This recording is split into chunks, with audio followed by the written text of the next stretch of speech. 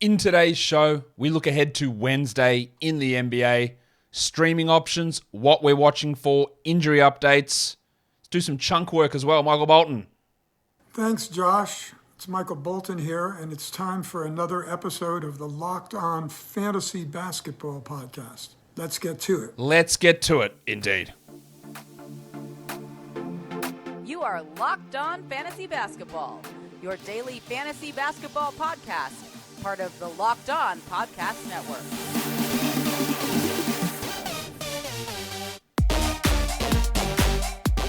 Hello and welcome to the Locked On Fantasy Basketball Podcast, brought to you by Basketball Monster. My name is Josh Lloyd and I am the lead fantasy analyst at basketballmonster.com. And you can find me on Twitter, as always, at redrock_Beeble, on TikTok at redrock_Beeble, and on Instagram at Locked On Fantasy Basketball. Today's episode is brought to you by Ultimate Basketball GM.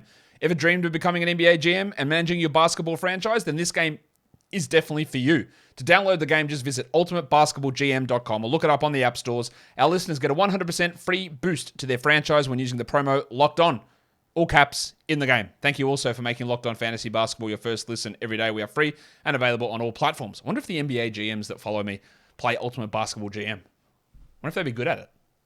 We'll see. I don't know if they listen to the show. I know they follow me. I doubt they listen. If they do, welcome to the show. Let's talk games. 7 on Wednesday. Playoffs are in full swing. They're winding down in some cases. We've got lots to talk about. Wani. Let's get it on, Gilly. All right. First game is Philadelphia taking on the Cleveland Cavaliers. This is a back-to-back for Cleveland. I'm going to say that Ricky Rubio is out. The ravishing one. It's a back-to-back. He's going to play Tuesday, so let's assume that he's out on Wednesday. What we don't know is Jarrett Allen or the Don. Donovan Mitchell, if I can find his sound drop. I went too early. He's Don. He's good. They are both, Mitchell and Allen, both out on Tuesday, so we don't know their status for Wednesday, which is huge. Allen being out puts Lamar Stevens into stream territory. Mitchell being out obviously means Karis LeVert is in stream territory. And I just realized I did the injury replacement stream tab later on, and I didn't put those guys on, but they're there. Stevens, LeVert gets the real boost. Even Okoro gets a bit of a boost in that situation. So with Philadelphia, it's just Jalen McDaniels, who is questioned with that hip problem. He didn't practice, so I don't think he's going to play. It doesn't really impact much, though. For the Sixers, we talked on the Buy Low, Sell High show earlier today about Tyrese Maxey's hot streak shooting. So let's see what he does. I believe last game he was shithouse as well. So we'll see where his shooting goes. But what I more want to see from Max is not that shooting streaks, because he will have those. It's do something else. Like, what else are you bringing? Can you be a distributor? Will you ever touch the ball enough to do that? The answer is no. But I want to keep watching that. Improvements in his game, because when we're looking at him for this season, for next season, for future seasons, that's where it's got to come from. Also, I do want to watch Basketball Paul Reed, who is now the backup center without any problem at all. He's getting minutes over Harrell, who, again, Daryl, we knew that was a bad signing when it happened. It's been proven out to be a bad sign. It took 3 months for Doc to figure it out. But Harrell makes no sense. The Deadman signing's not there. Reed's the guy. He is an interesting deeper league player because of his ability to get defensive stats in limited minutes. And any time that Embiid is out, Reed is going to put up good numbers, I think. It feels like he is locked in. I'm never going to trust not a Dr. Rivers, but I sort of am in this point. But I do want to see Paul because I do think that he's an interesting player moving forward. Grizzlies Heat is the next game. Jar is out. Steve Adams is out. Jake LaRavia is out. Cody Zeller is out. And Kyle Lowry has appeared on the injury report again. The Heat have had a lot of injury report shenanigans this season. I feel like they're just going to list Lowry questionable every single game, which is annoying. It doesn't help us in terms of preparing, but he's there. On the Memphis side of things, we do have to, because he's played really well the last 2 games, we have to watch David Roddy Piper. I have come here to chew bubblegum and kick ass. And I'm all out of bubblegum. I think I need to edit that sound clip down. Anyway, David Roddy, big minutes the last 2 games. He's shooting over his head. It's not going to stick, but his minutes are pushing Tillman's and Aldama's down a little bit. We need to watch that. So I do want to watch Aldama, who had some stream value, but it's sort of been cut a little bit by Roddy. I think that those two are either or. So it could be a Roddy game or an Aldama game. I don't think we're going to see both a Roddy and an Aldama game. Now, they're never going to be must-roster guys, but in terms of their streaming value, it feels a little coin-tossy, but Roddy is on the hot streak at the moment. For the Heat, I want to watch Gabe Vincent. He was really good last game, even with Lowry there, but we saw 2 months of Lowry being out, we had about 3 good games and a bunch of shit ones. So is he anything more than a streamer? I'm not ready to trust him after getting burnt earlier on. Kevin Love also, I just more want to watch again so I can tell people to drop him because you need to drop him. He's not a 12-team league player. Get that garbage out of here! He just isn't, yet he's still rostered in so many leagues. It's probably the people who are out of the playoffs because they made the mistake of using Kevin Love. But we do need to watch him and then the adjacent minutes of how it goes with Caleb Martin there in that spot as well. For the Celtics and the Wolves, which is the next game, Boston are 4-point favorites. We know that Rob Williams is out. We know Peyton Pritchard is out. We know Karl-Anthony Towns is out. Jaylen Brown is listed as playing. I didn't really think that he wasn't, but he's listed as playing. While the Wizard of Naz Reid was a weird late scratch last game. He is questionable here. Jalen Noel, Austin Rivers, similarly. We don't know whether they're going to play. For the Boston side, I want to watch Marcus Smart because he has been horrible. The assists are, we detailed this buy low, sell high as well. Assists are way down. Can't hit any twos at all. I think he's at 25% on twos over the last 2 weeks. So let's see what does Smart bring us. He is way off. Let's see some improvement. Also, Al Horford, who continues to be frustrating in terms of the lack of scoring or the inconsistency in scoring, but everything else has been not bad lately. So I am watching more his minutes because he's playing like, instead of, we thought maybe 29, 30 minutes a night for Horford this season. They'd ramp him down. He's not. He's like 31, 32 at the moment, which is a sizable difference. So we want to see what Horford is able to do and see if we can get a level of consistency in his shooting. For the Wolves, Kyle Anderson remains unbelievably valuable and unbelievably available in fantasy leagues, he's up to 58% rostered now. He had a great triple-double last game. He's playing big minutes. The back spasms, fingers crossed, appear to be a thing of the past. He's playing like 35 minutes a night, and he's putting up really strong numbers. I also want to watch the big fella in the middle, Rudy Gobert. Rudy Gobert. Rudy Gobert.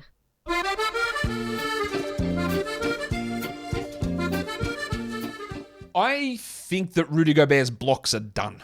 And by done, I mean never going back to the level we saw last season. I don't think they're recovering this season or at any point in the future. I think they might be done. But what I do want to watch is just offensive involvement. Is the Mike Conley thing actually real? It's seen a marginal increase, but it hasn't been huge. Hard to judge last game as well, where they smacked the Hawks. But I just want to watch a little bit more of Gobert to see if I can actually, concrete that opinion in.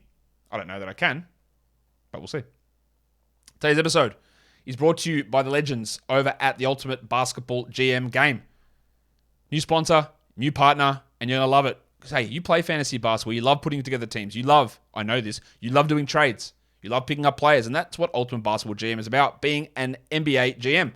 Hiring the right coaches and assistants, trading and training players, making draft picks, navigating your franchise through free agency and the draft, and all the ups and downs of a season. It's a challenging and realistic game world. Ultimate Pro Basketball GM is completely free and playable offline. Play on the go as you want, when you want to. Really, really, this is something that everyone who watches this show, listens to this show, is going to be interested in. We love doing it. We love creating teams. We love creating franchises. We love winning.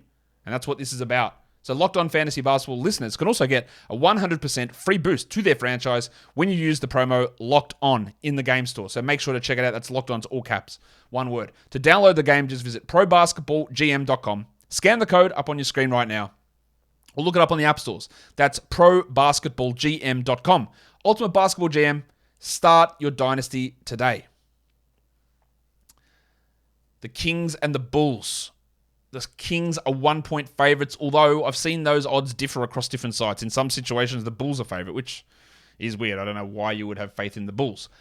The Kings are 1-point favorites. I'm going to go with that. Javonte Green is out. I've listed Trey Lyles as questionable. I think there is a chance he gets a suspension, and by the time you listen to this, we might know that. We're going to have a decent... Like, if Brook Lopez gets suspended for today's game, then Lyles is going to... Although, I'd imagine they'd announce the suspensions at the same time. Anyway, Lyles, I'm up in the air about whether he plays or not. We will find out. But I think he is got to be listed questionable. For the Kings, got to have some questions here about Keegan Murray, who's played 37 minutes in the last 2 games combined.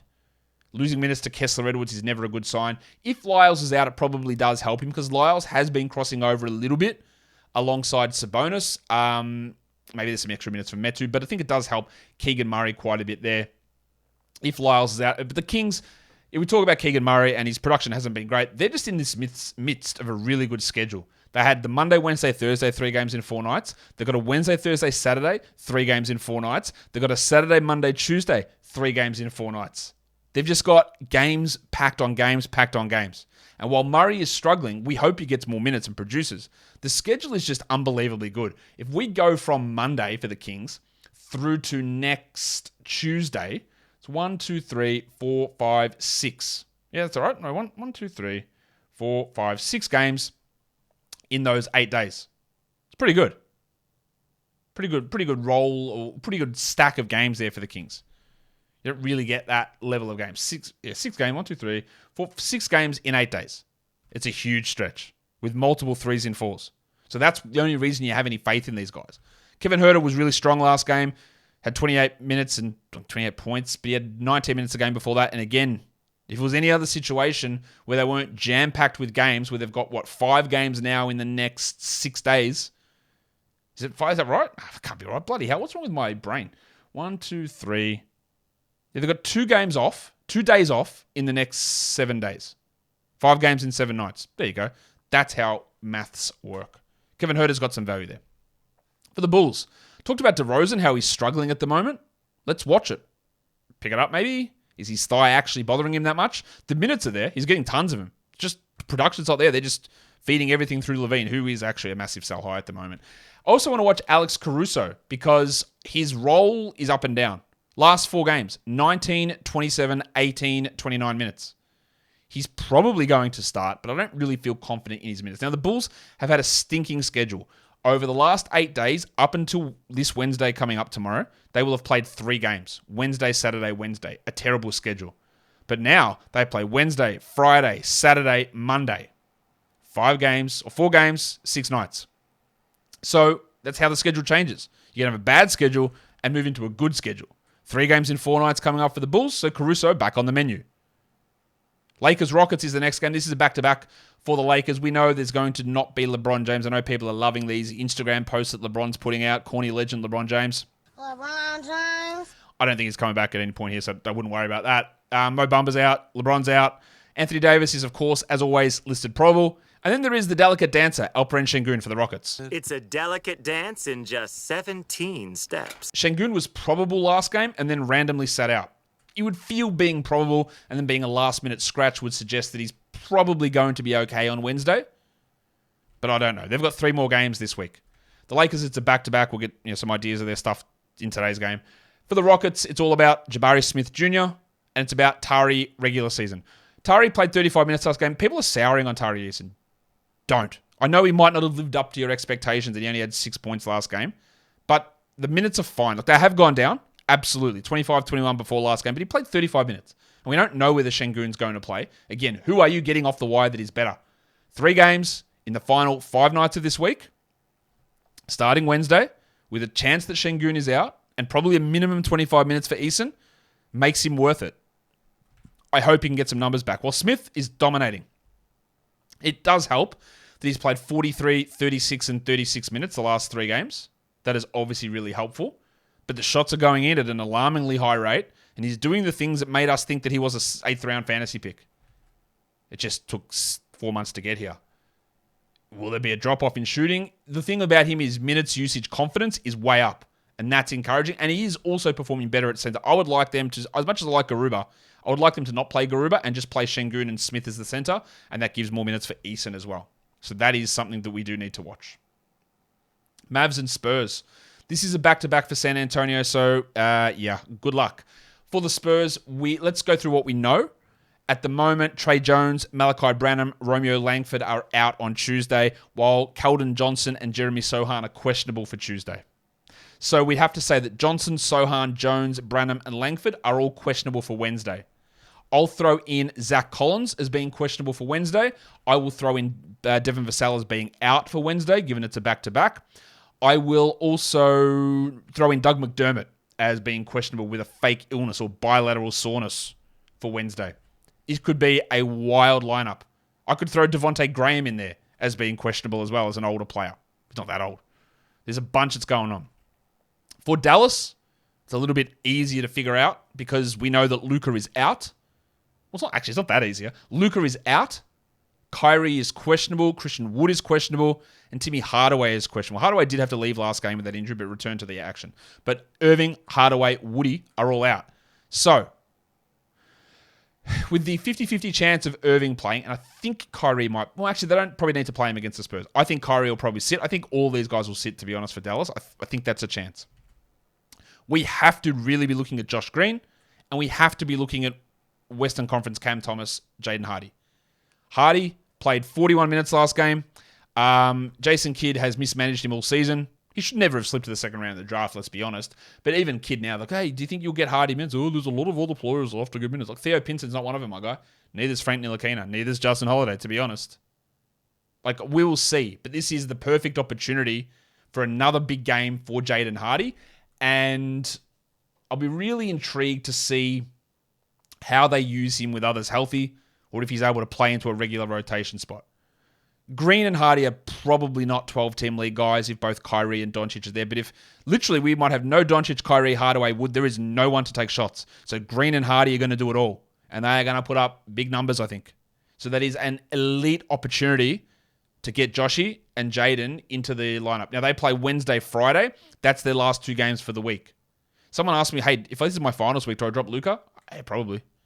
He's got 1 game left across the final 6 nights. This is before Tuesday's action. And he might not even play that 1 game.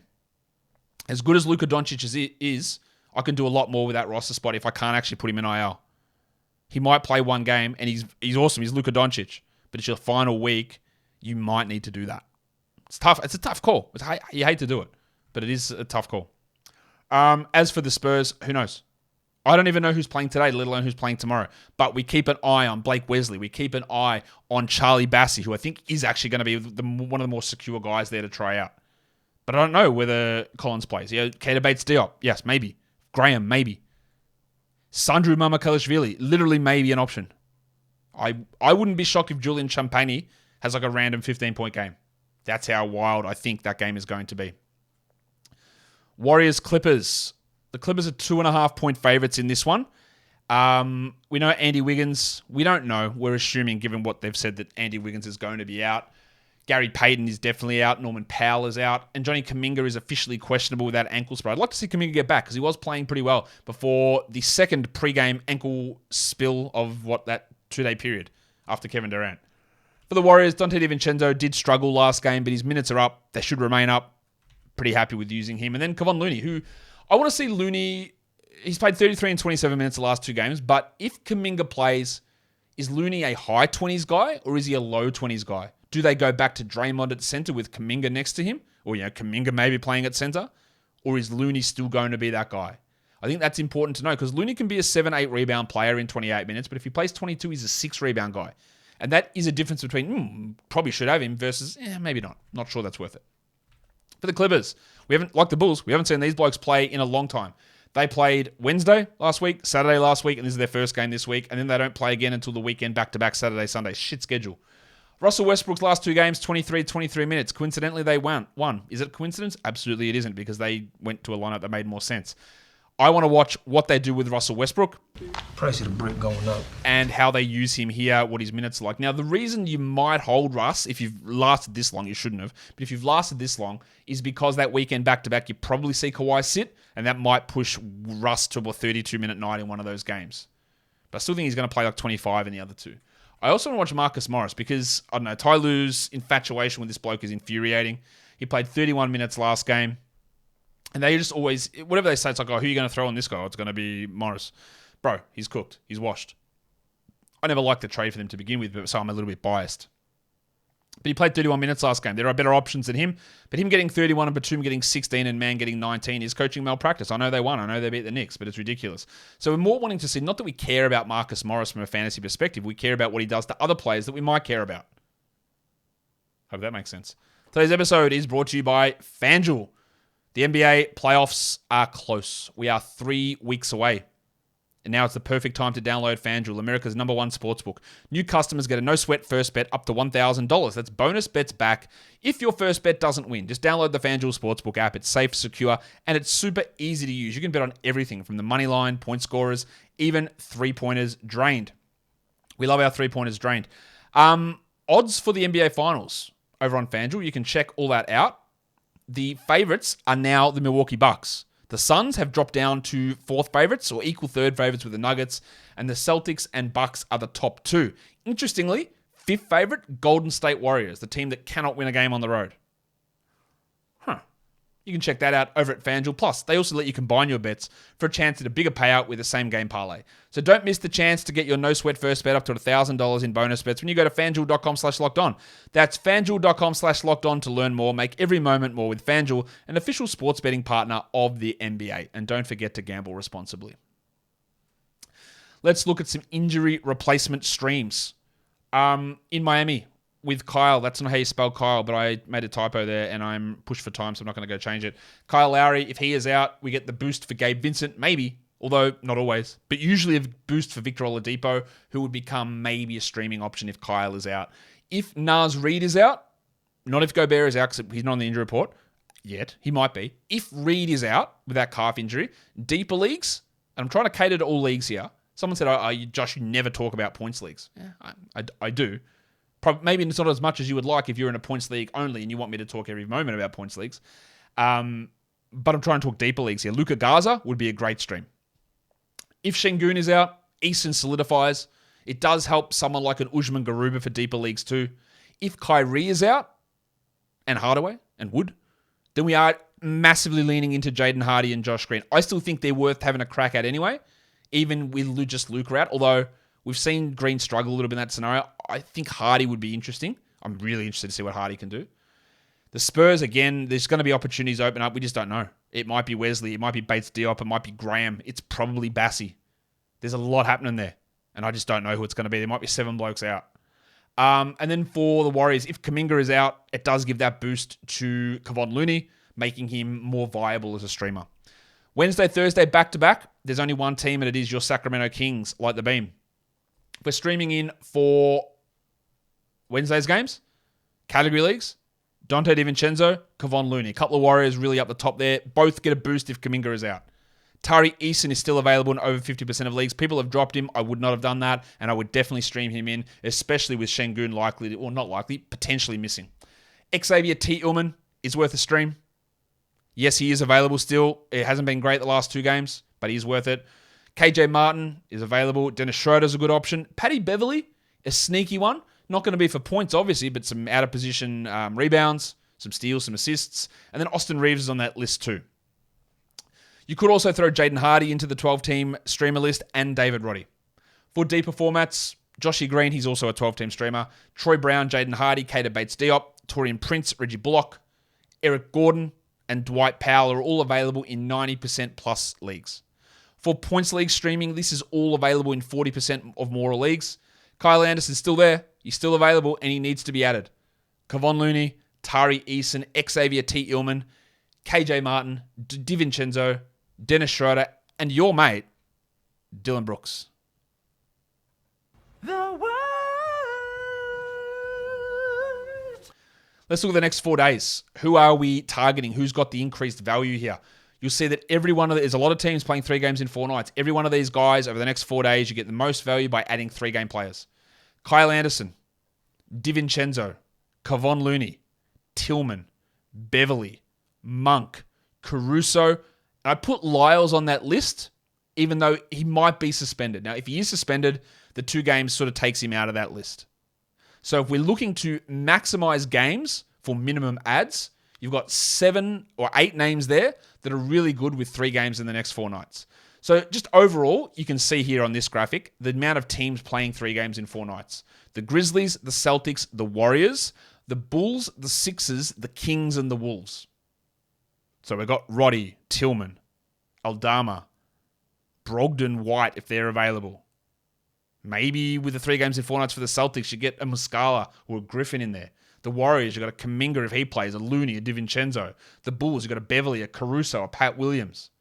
The Sixers, you don't have much, but you've got Melton if he was dropped. The Kings, you've got Murray, you've got Lyles, you've got Herder, you've got Monk. The Wolves, you've got Prince perhaps. You've got Anderson, obviously. You've got maybe Reed, but probably not. But then we look at 4 games in 6 nights. Now, this does take us into next week, onto Monday, because over the next 5 days of this week, Wednesday through Sunday, the most anyone plays is 3. So there's no extra benefit in looking at the 5. Over the next 6 nights, the Warriors, the Grizzlies, the Sixers, the Rockets, Kings, Bulls, and Wolves play 4 games in the next 6 nights. Some of that is into next week. So if your league ends this week, doesn't matter to you. But in terms of if you think that you get the boost this week and then you get an advantage for next week because these guys will play on Monday, they're worth having a look at. Worth having a look at some of those guys. And that will do it for me today. Don't forget to follow this podcast on Apple Podcasts, Google Podcasts, Stitcher, Spotify, and on the Odyssey app and on YouTube. Thumb it up. Leave your comments down below, guys. We are done here. Thank you so much for listening, everyone. See ya.